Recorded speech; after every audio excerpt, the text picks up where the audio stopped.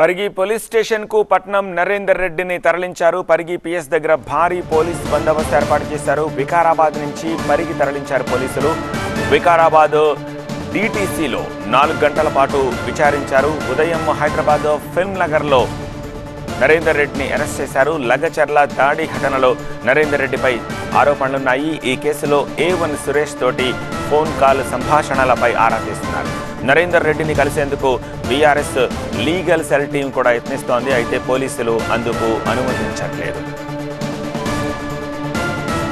పరిగణించి మరింత సమాచారం అందించేందుకు మా ప్రతినిధి జ్యోతి ప్రస్తుతం లైవ్లో సిద్ధంగా ఉన్నారు. జ్యోతి, ఏం జరుగుతోంది అక్కడ? లగచర్ల దాడి ఘటనకు సంబంధించి ఆరోపణలు ఎదుర్కొంటున్నటువంటి బీఆర్ఎస్ మాజీ ఎమ్మెల్యే పట్నం నరేందర్ రెడ్డిని కొద్దిసేపటి క్రితమే పరిగి పోలీస్ స్టేషన్కి తీసుకురావడం జరిగింది. వికారాబాద్లో దాదాపుగా అక్కడ డిటిసి దగ్గర సుమారుగా 4 గంటల పాటు విచారణ జరిపిన అనంతరం ఇక్కడికి తీసుకొని వచ్చారు. కొద్దిసేపటి క్రితమే ఇటు జిల్లా ఎస్పీ నారాయణ రెడ్డితో పాటుగా ఐజీ సత్యనారాయణ ఇద్దరు కూడా ఇక్కడికి రావడం జరిగింది. అయితే ఈ రోజు ఉదయం ఏదైతే ఫిలిం నగర్ దగ్గర అతను అదుపులోకి తీసుకురావడం జరిగింది, ఆ తర్వాత డిటిసికి, తర్వాత కొద్దిసేపటి క్రితమే ఇక్కడికి తీసుకుని రావడం జరిగింది. అయితే ప్రధానంగా కూడా కొన్ని అంశాలను ప్రధానంగా ప్రస్తావిస్తూ ఉన్నారు పోలీసులు. అందులో రిమాండ్ రిపోర్ట్లో కావచ్చు, అంతేకాకుండా అంటే కాల్స్ విషయంలో కావచ్చు, ఇప్పటికే కొన్ని కాల్స్ను కూడా ఏదైతే పట్నం నరేందర్ రెడ్డి ముందు ఉంచి ఎవరితో మాట్లాడాల్సి వచ్చింది, ఎందుకు మాట్లాడాల్సి వచ్చింది అనే దానికి సంబంధించి కూడా పూర్తి స్థాయిలో కూడా విచారించినట్టుగా తెలుస్తుంది. ప్రధానంగా ఈ కేసులో ఉన్నటువంటి సురేష్ అనే వ్యక్తి ఇప్పటికీ పరారీలో ఉన్నాడు. అతని కోసం కూడా 3 ప్రత్యేక బృందాలు ప్రస్తుతానికి గాలిస్తూ ఉన్నాయి. సురేష్తో పట్నం నరేందర్ రెడ్డి ఎందుకు మాట్లాడాడు అనే దానికి సంబంధించి కూడా వివరాలు అడిగి తెలుసుకున్నట్టుగా తెలుస్తుంది. మరొక వైపు ఈ ఘటనలో ఉన్నటువంటి కొంతమందిని ఇప్పటికే అరెస్ట్ చేసి రిమాండ్కు కూడా తరలించారు. కాబట్టి ఇక్కడ ప్రస్తుతానికి మాత్రం పరిగి పోలీస్ స్టేషన్లో ఆ ప్రాసెస్కి సంబంధించి నడుస్తుంది. ఆ తర్వాత ఇక్కడ వైద్య పరీక్షల అనంతరం హాస్పిటల్కి తరలించి ఆ తర్వాత కొడంగల్ కోర్టులో కూడా హాజరుపరిచేటటువంటి అవకాశం మాత్రం చాలా స్పష్టంగా కనిపిస్తుంది. అయితే ప్రధానంగా కాల్స్కి సంబంధించినటువంటి డేటాను ముందుంచి ప్రస్తుతానికి విచారిస్తున్నట్టుగా తెలుస్తోంది.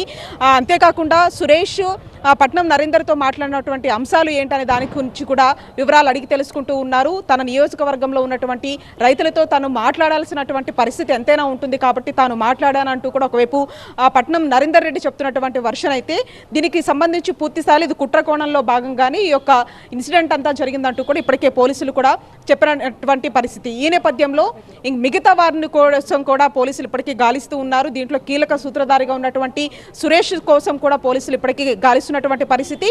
అయితే పట్నం నరేందర్ రెడ్డి ఇచ్చినటువంటి ఆదేశాల మేరకు సురేష్ ఇదంతా కూడా చేశాడనేది ఒకవైపు చెప్తున్నారు. రిమాండ్ రిపోర్ట్లో కూడా అటు కర్రలు కావచ్చు, లేకపోతే కారంపొడి కూడా పకడ్బందీగా వాళ్ళంతా తీసుకొని వచ్చి ఆ తర్వాత కలెక్టర్ని తన అంటే ఏదైతే లగచర్ల ప్రాంతానికి పిలిపించుకున్న అనంతరము కావాలని ఇదొక కుట్ర కోణంలో కూడా ఇక హత్యాయత్నానికి పాల్పడేటటువంటి విధంగా పాల్పడ్డారంటూ కూడా రిమాండ్ రిపోర్ట్లో పేర్కొనడం జరిగింది. ప్రస్తుతానికి మాత్రం పరిగి పోలీస్ స్టేషన్కి పట్నం నరేందర్ రెడ్డిని తీసుకొని వచ్చారు. ఇప్పుడు కూడా ఇక్కడ ఎస్పీ అంతేకాకుండా ఐజీ ర్యాంక్ ఆఫీసర్లు ఎవరైతే ఉన్నారో ఇక్కడికి వచ్చిన తర్వాత అతన్ని మరి కొంత కూడా విచారిస్తున్నారు. ఇక్కడ నుంచి మరికొద్దిసేపట్లో వైద్య పరీక్షల నిమిత్తం హాస్పిటల్ తరలించిన అనంతరం కొడంగల్ న్యాయస్థానానికి కూడా తరలించేటటువంటి అవకాశం మాత్రం ఇక్కడ చాలా స్పష్టంగా కనిపిస్తోంది. సత్య. రైట్ జ్యోతి.